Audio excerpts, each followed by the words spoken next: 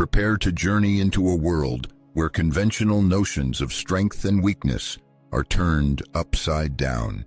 Imagine a thinker whose ideas are so radical that they make you question the very nature of morality and humanity. What if virtues such as compassion and humility are nothing more than shackles that prevent you from unlocking your potential? The philosopher in question argued just that. We invite you to delve into the depths of his controversial teachings to explore the question that concerned him most. Why, in his view, does nature not tolerate weakness? Stay with us to discover how these ideas can completely change your perception of yourself and the world around you. At the heart of his philosophy lies a deep rejection of weakness, both in others and in himself. But what did he mean by this concept? It's not about physical infirmity or fleeting failures. He spoke of a deeper and more dangerous form of weakness, the submission to mediocrity, the propensity for conformism, and the refusal to take responsibility for one's life. In his opinion, most people choose weakness because it is the path of least resistance, requiring no effort to achieve greatness. Weakness, in his understanding, is a certain mindset, an avoidance of life's difficulties, and an unwillingness to accept the chaos that is an integral part of existence. To understand Friedrich Nietzsche's harsh attitude toward certain aspects of human nature, it is necessary to delve into his concept of human potential and the forces that, in his opinion, hinder its realization. Nietzsche's criticism begins with his concept of slave morality, a term expressing his deep rejection of the values instilled by society, especially organized religion. Slave morality, according to Nietzsche, glorifies weakness. It extols qualities such as humility, obedience, and self-sacrifice, which the philosopher considered merely survival tools for those deprived of power. These values stem from a sense of resentment, which Nietzsche called ressentiment. Imagine a person who feels helpless in the face of those who are stronger. Instead of striving to overcome their weakness, they create a moral system in which strength is presented as evil and weakness as virtue. This, Nietzsche argued, is the source of many of the values we hold so dear. Do we notice this trend in modern society? It is worth considering how often we praise sacrifice rather than triumph, or how quickly we condemn ambition and perseverance, equating them with arrogance. Nietzsche considered this way of thinking dangerous because it hinders the realization of what he called the will to power, the fundamental driving force of all human achievements. The will to power is not a desire to dominate others, but rather a striving for self-overcoming and self-improvement. Nietzsche saw life as a continuous struggle, as a dance between chaos and order, between destruction and creation. In his opinion, the greatest individuals are those who embrace this struggle, who take the raw material of existence and transform it into something extraordinary. Weakness, on the other hand, represents a refusal to participate in this struggle, an escape into a comfort zone, conformism, and self-pity. It's time to stop and carefully reflect on the important questions of existence. Each person has probably felt the influence of two opposing forces, the desire to break free from the limitations imposed by circumstances, and at the same time, the temptation to succumb to the power of fear, doubt, and the judgments of others. The philosophical legacy of Friedrich Nietzsche poses a clear and uncompromising question to each of us. Will we choose the cozy haven of weakness or the bold challenge of self-realization? Delving into the depths of Nietzschean philosophy, we inevitably encounter the concept of Übermensch, which translates to Superman or Overman. This image represents the quintessence of human potential, an individual who has overcome the shackles of traditional morality and gained the ability to create their own unique values. According to Nietzsche, the Übermensch is the embodiment of the rejection of weakness. They do not seek guidance from external authorities, but instead embrace their individuality, welcome chaos and uncertainty, in order to build a life filled with deep meaning on this foundation. However, a legitimate question arises: why is this ideal so rare? Nietzsche argued that society actively suppresses manifestations of the Übermensch through various control systems, whether religious dogmas, political institutions, or cultural norms. Society encourages conformism and mediocrity, suppressing the desire for individuality and self-expression. It's worth pondering the rules we were taught to follow since childhood, the expectations placed upon us, and the subtle ways we're conditioned to prioritize safety over risk and stability over personal growth. Nietzsche called for a rebellion against these oppressive forces. He inspired us to embrace the discomfort inherent in existence, to bravely face life's uncertainties, and to create our own meaning in a world that doesn't offer ready-made answers. However, it must be acknowledged that the path proposed by the philosopher requires considerable fortitude. Friedrich Nietzsche recognized that rejecting established social norms and confronting personal shortcomings is a task demanding immense courage. Yet he firmly believed that this path is the only way to attain genuine freedom and fully realize one's potential. His famous saying, "What does not kill me makes me stronger," is not an invitation to passively accept suffering, but rather an invitation to see each trial as an opportunity for personal growth and self-improvement. Reflecting on Nietzsche's contempt for weakness, one can't help but wonder, are we ourselves ready to face the truth and acknowledge our own weaknesses?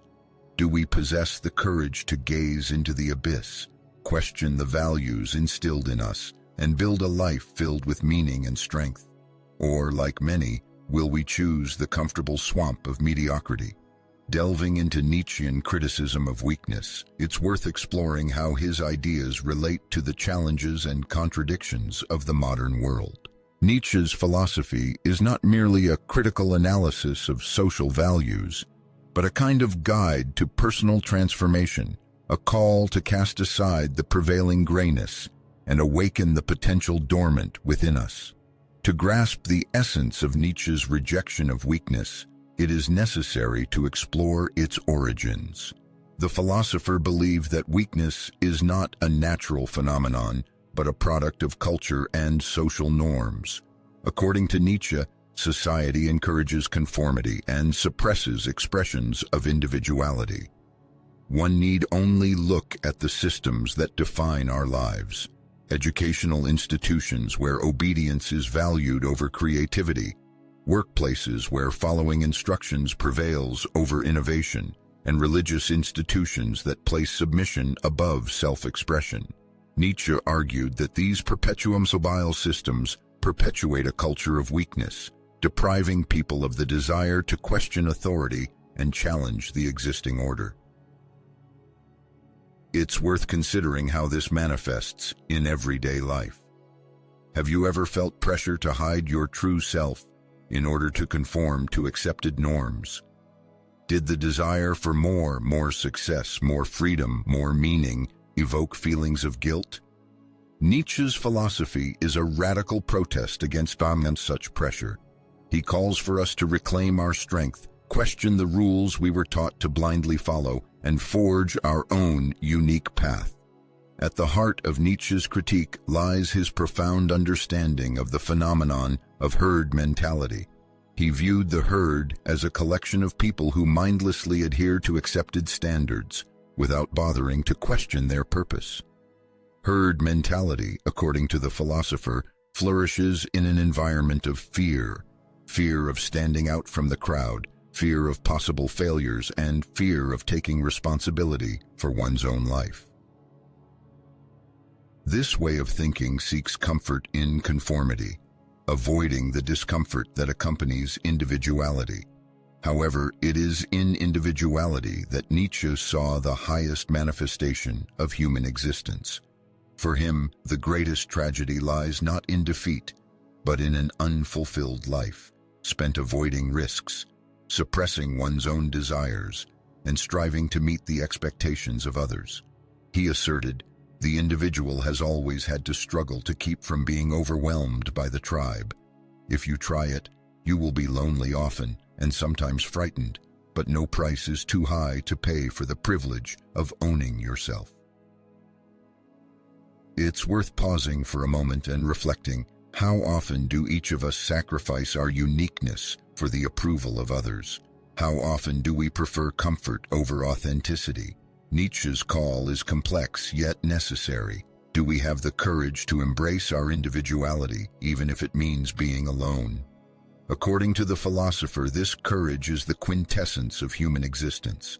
It is the willingness to face life's uncertainties head-on, to embrace chaos, and to create meaning in a world that offers nothing in itself. It is the path to becoming an Übermensch, one who rises above herd mentality and lives their life guided by their own principles and beliefs. How, then, to begin this difficult path of self-improvement? The philosopher Nietzsche offers a concept known as amor fati, love of fate. It's not just humbly accepting what life throws your way, but actively embracing the full spectrum of life's experiences, from the bright moments of joy to the bitter minutes of sorrow, from resounding victories to exhausting defeats. To love one's fate, according to Nietzsche, means seeing in every event a valuable lesson that contributes to personal growth, and in every trial an opportunity to test and strengthen one's spirit. Imagine looking at your life through this unique lens. Instead of resenting difficulties, you see them as a forge that tempers your character. Instead of fearing failures, you accept them as necessary steps on the path to success. Nietzsche argued that this kind of thinking unlocks the door to the full realization of human potential. However, recognizing and accepting amor fati is no easy task. It requires a radical restructuring of perception, a willingness to let go of past grievances, to renounce blaming others, and to take full responsibility for one's life. Nietzsche's philosophy is a challenge for the strong in spirit, demanding courage, resilience, and unwavering faith in one's abilities. But the reward for these efforts is immeasurable. To live as an Übermensch, according to Nietzsche, means to experience the fullness of life, to find satisfaction in overcoming difficulties, to see meaning in apparent chaos, and to draw strength from the struggle against adversity. It means living a life that truly belongs to you. As we progress on this fascinating journey, let's delve into the question of applying Friedrich Nietzsche's ideas to the complex problems facing modern society. How can we break free from the grip of herd mentality, especially in an age of social media, where conformity is often richly rewarded, while the expression of individuality is censured? How can we develop the resilience and courage to embrace our fate, our amor fati, in a world that seems chaotic and unpredictable? These are the questions we will try to answer in the next chapter of our exploration. We invite you to stay with us because the ideas we are about to reveal have the power to radically change your perception of yourself and your place in this world. Remember that the culminating revelation is yet to come, a truth so profound and all-encompassing that it will challenge everything you have ever known about life and the power of the human spirit. Now, let's translate Nietzsche's philosophical concepts into the context of modern realities, where the conflict between individuality and conformity is felt more acutely than ever. Nietzsche's warnings about the detrimental effects of herd thinking sound frighteningly relevant today, especially in an era when social media, mass culture, and global interconnectedness play a dominant role. The question facing each of us is, how can we resist the temptation of mediocrity in a world that constantly demands our submission and the abandonment of our own uniqueness? In Friedrich Nietzsche's time, the herd was composed of strict social norms and the unwavering authority of religious institutions. In our day, the herd has undergone a transformation, but its pervasive influence has not diminished. Just look at social media, where algorithms encourage conformity, rewarding popular opinions and silencing voices that contradict the accepted norm. Consider how often people censor their thoughts and feelings in order to conform to carefully filtered images of reality broadcast in the online space. This is modern herd thinking, an updated version of the very forces Nietzsche criticized. According to Nietzsche, social media only exacerbates human weakness, placing the reward for superficial participation above deep reflection, popularity above authenticity, and conformity above individuality. Every like, repost, and retweet only reinforces the values of the herd, subtly shaping behavior and accustoming people to seek approval from others. However, Nietzsche's philosophy offers a way out of this vicious cycle. It calls for reclaiming authenticity, resisting the urge to conform, and building a life that reflects one's true self. Imagine what it means to live authentically in the digital age. It's not about rejecting technology or withdrawing from society, but about using these tools to express your individuality, not to suppress it. It is important to ask yourself questions. Am I posting this because it aligns with my values, or because I crave approval from others? Am I living for myself, or am I trying to fit into the mold set by others? The philosophical concept of the Übermensch, developed by Friedrich Nietzsche, serves as a starting point for finding answers to the pressing questions of human existence. In the thinker's view, the Übermensch, or overman, is not an individual alienated from society. Rather, it is a creator, a personality who, relying on their own unique vision, actively transforms the world around them instead of passively succumbing to its influence. In practical terms, this implies a continuous development of self-awareness, a willingness to overcome discomfort, and the assertion of one's own values in opposition to societal stereotypes. But how is it possible to cultivate such a mindset in the modern world, which constantly seeks to impose different guidelines? Nietzsche's philosophy suggests three key approaches. First and foremost, it is necessary to learn to value solitude. Nietzsche argued that genuine self-knowledge is only possible in moments of isolation, when one can freely reflect on their thoughts and aspirations without being influenced from the outside. The great man, he wrote, is he who in the midst of the crowd preserves with perfect sweetness the independence of solitude. Solitude, therefore, is not an escape from the world, but the creation of a space for deep self-analysis and comprehensive self-exploration. Secondly, one must tirelessly develop resilience of spirit. Nietzsche's famous saying, "That which does not kill us makes us stronger," reflects his belief in the transformative power of life's trials. Difficulties are not annoying obstacles to be avoided, but valuable opportunities to temper character and strengthen will. The next time you face a setback, it is helpful to ask yourself, what lessons can I learn from this experience? How can this trial make me stronger and wiser?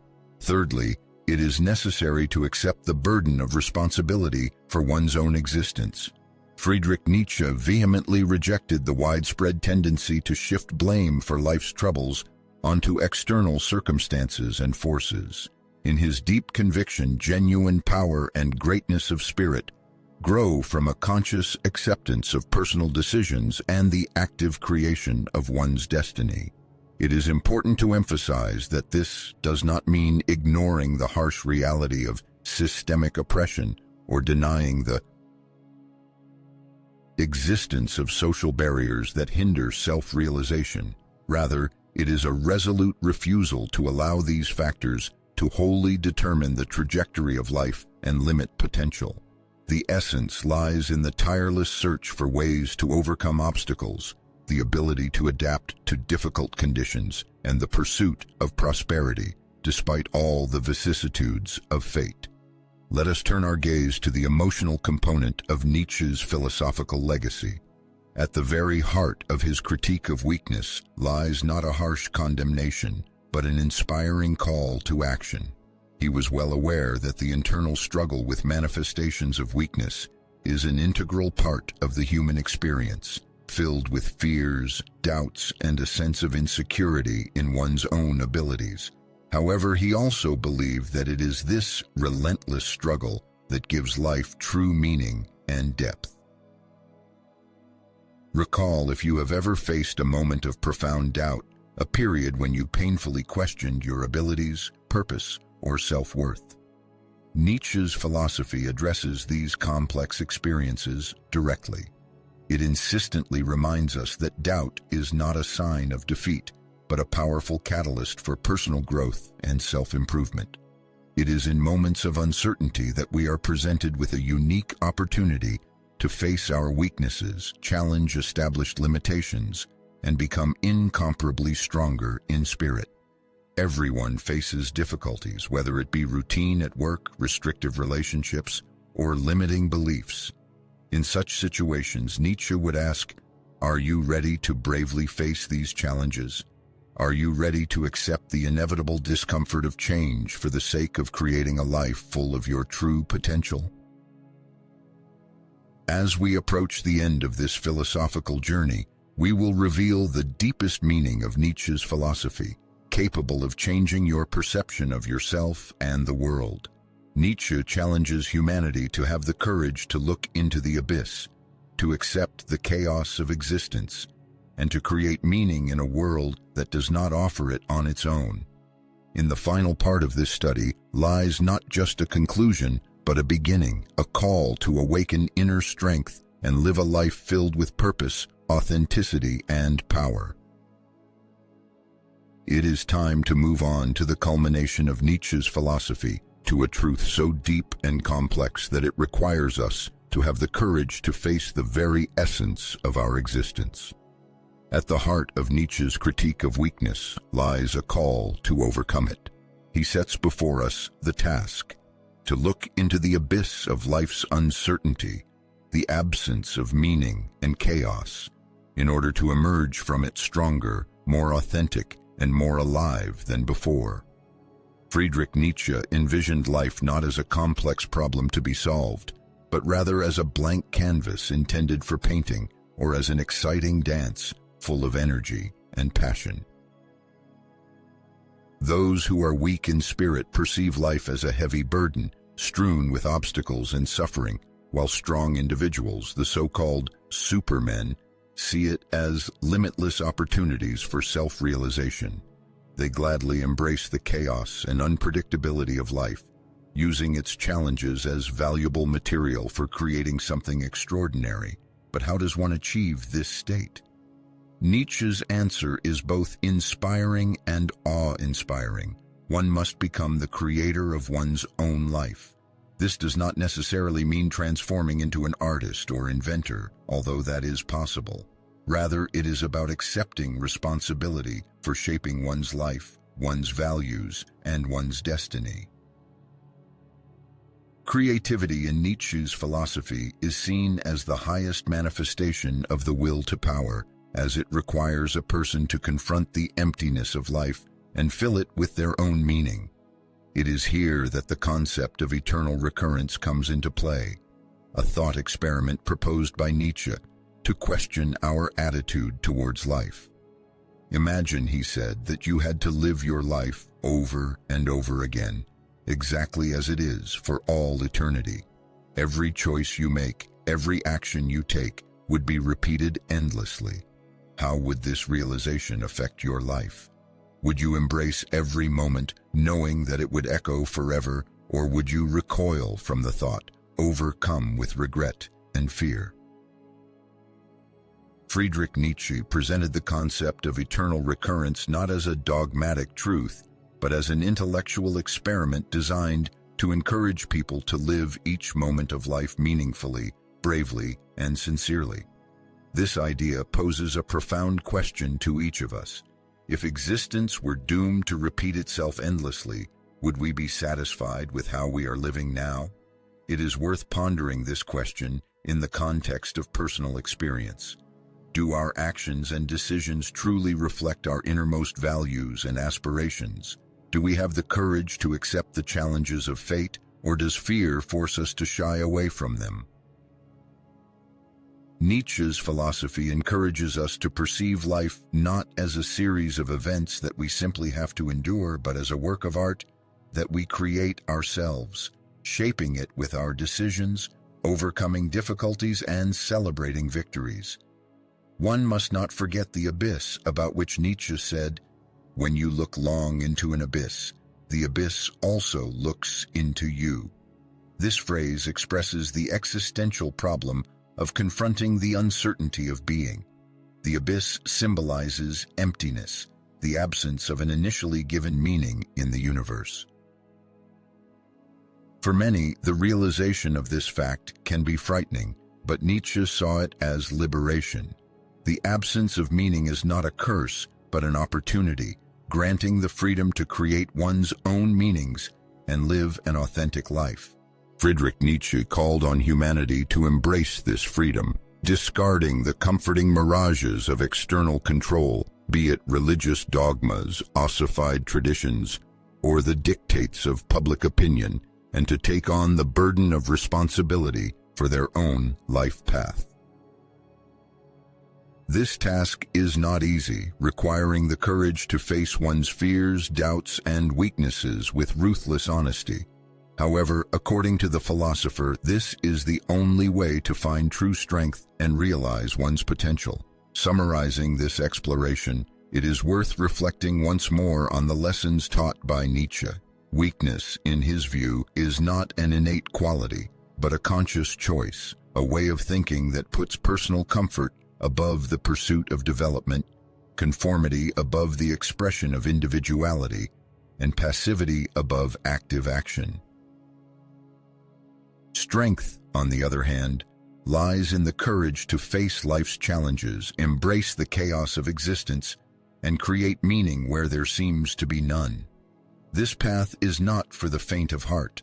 It requires unwavering resilience, deep self-analysis, and an unwavering commitment to the idea of self-overcoming. But the reward for these efforts is immeasurably great. To live like a Superman is to experience life in all its fullness, to find a source of joy in the struggle itself, and to create a legacy that reflects one's true essence. In conclusion of this exploration of Nietzsche's philosophy, each person faces an important question. Are they ready to face the uncertainty of being and create their own meaning of life? Or will they prefer to take refuge in comfortable weakness, allowing society to determine their fate? This choice remains with each individual, and only they can make it. As Friedrich Nietzsche himself asserted, "Become who you are." The path to greatness lies not through avoiding difficulties, but through overcoming them, not through seeking comfort, but through creating one's own purpose, not through blindly following the crowd, but through forging one's unique path. Thank you for participating in this journey through Nietzsche's profound and provocative ideas. Now is the time to pause and reflect, to share your thoughts and ideas. How will each of us respond to Nietzsche's call to the will to power? How can he rise above suffering and create a life that is truly his own? This journey begins right now, and it is a journey that is certainly worth taking.